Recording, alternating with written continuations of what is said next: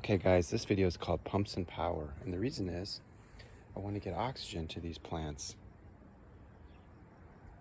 by using a bubbler. A bubbler is a little Venturi valve. You can see the bubbles coming out, and the roots love that. They love oxygen. They say, give me air. Well, it's true that the leaves use CO2 as part of their respiratory cycle, but the roots actually use oxygen. So plants don't just need CO2 and put out oxygen, they actually need oxygen themselves. And they can get oxygen dissolved in the water. So if you add small bubbles, some of that will dissolve, hopefully, and the roots will benefit.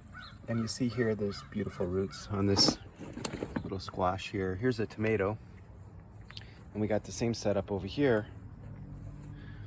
We're trying to give more oxygen to the roots so that they thrive. We don't want root rot.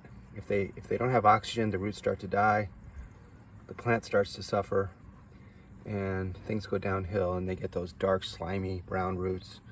So again, we have our little bubbler here, cranking out bubbles. Now, I have a whole series on these bubblers. Trying to create smaller bubbles is advantageous, micro bubbles, because big bubbles just come out of there, go to the surface and pop, which is okay. But we want those micro bubbles to, go into the water and slowly diffuse into it and dissolve. Now, I'm not getting super micro bubbles probably with this, but I'm getting smaller bubbles than usual. You see some of them are coalescing on top. That's what that valve is. I haven't really dialed that in right, but at least I'm moving the water around. It's not stagnant, and I'm providing some air, some oxygen dissolved in the water to those lush roots, and they do look good. So last year I've done this, and I do get root rot in the late summer, and I'm hoping that by adding the oxygen to these plants, we won't have as much root rot. So okay, you're thinking, how do I get oxygen into these bins when they're so far away from any power cords? Well, what I do is I use DC power. You can see these pumps here. I didn't really focus on the pumps. The pumps back there are DC pumps. They're cranking out the bubbles. Same thing over here. For this tomato, it's a, see that pump back in the corner? They're on little suction cups, and they're pumping out the, they're hooked onto these wires. You see those cords? And they kind of come around here.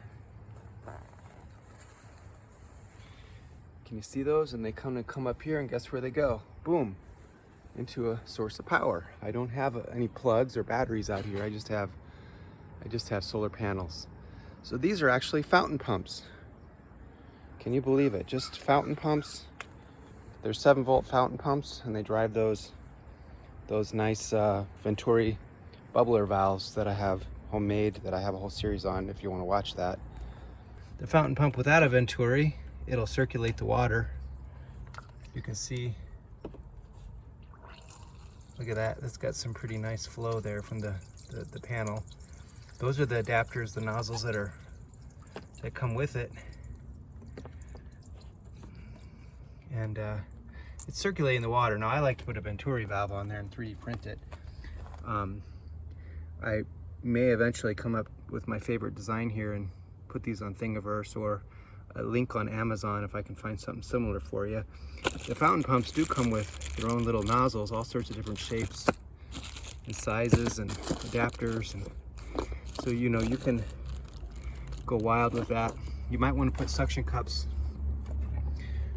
on the side, or take those suction cups, re-super glue them, and put them on the side if you're going to use a fountain, so that the fountain points up. It's the bottom of the barrel, the bottom of the lid there, because you want to move as much water and mix it with air as possible, so air gets back in the water if you're not going to use the Venturi system. Anyway, wanted to show you that. Now, these are crack key method. There's no pumps on these lettuces, but down here, these two, bins. I've got a tomato and a cucumber started out. I'm gonna flip these lids because I think they get too hot when they're not white until I get some more white paint. So I'm gonna probably flip these lids today. But you can see they're also on a solar panel. Now this is not a fountain pump. This is just a 5-watt solar panel. You can see the back here, the ratings on it. I don't know if you can see that. Maybe I can get that in view. Maybe they show up better here, the specs.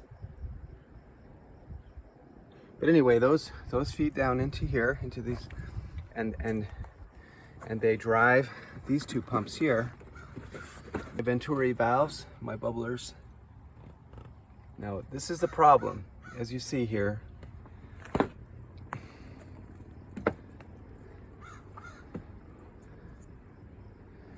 These valves, unfortunately, are not operating right now. And you know why? Because they're in the shade.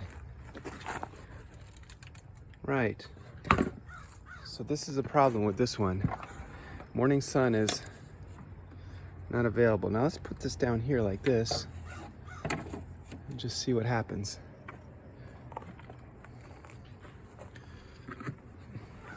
Ooh, there we go. See, we got to get sun on those panels. Otherwise, if we're in the shade, and this morning here, you're only going to get sun when they're in the sun. So I've got to find a way not to be in the shadows of this tree.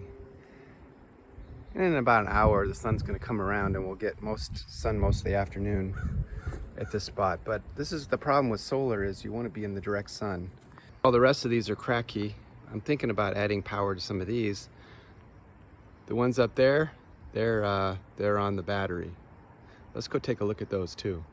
So I had some starters in here just to play around, these pumps, but they've all got their own cord and they're essentially hooked up to a central line that goes into the shed, garden shed here, that has a battery in it that is constantly at 12 volts thanks to those panels up there. There they are. Those panels up there are feeding power to my batteries in the shed, and I've got a couple of those panels that are feeding a 12 volt smaller battery that just run this pump. And so I got one in service right now, but you can hear the pumps going, all four are going.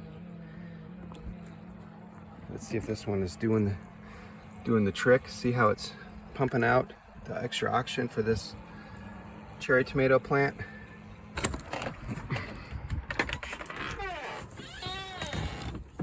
So here are those batteries, guys. It's kind of messy in here, sorry. But you can kind of see these batteries are, this is right from the solar panel. See how they're charging? We've got 3.7 amps coming in right now, and we've got 0.8 amps going out. So we've got about 0.2 amps per pump, right? Because there's 4 of them. When it's cloudy or when it's dark, it still runs because the battery has quite a bit of backup.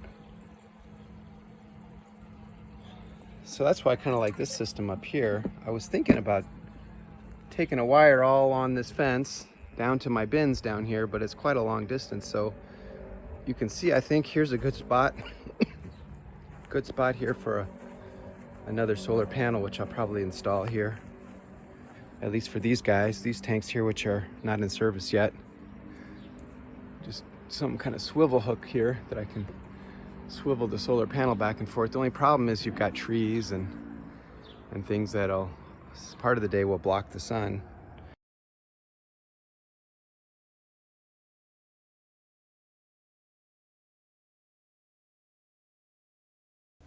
Okay guys, that does it for the pumps and power series. This tomato's grown a little bit since we last recorded just a few days ago, and so has this the squash plant. But it just gives you an idea that you got the mini system with the fountain pumps as one option. Very quick, easy. If you can't get a Venturi valve, you can at least use the adapters to the fountain pump itself and circulate the water inside the bins.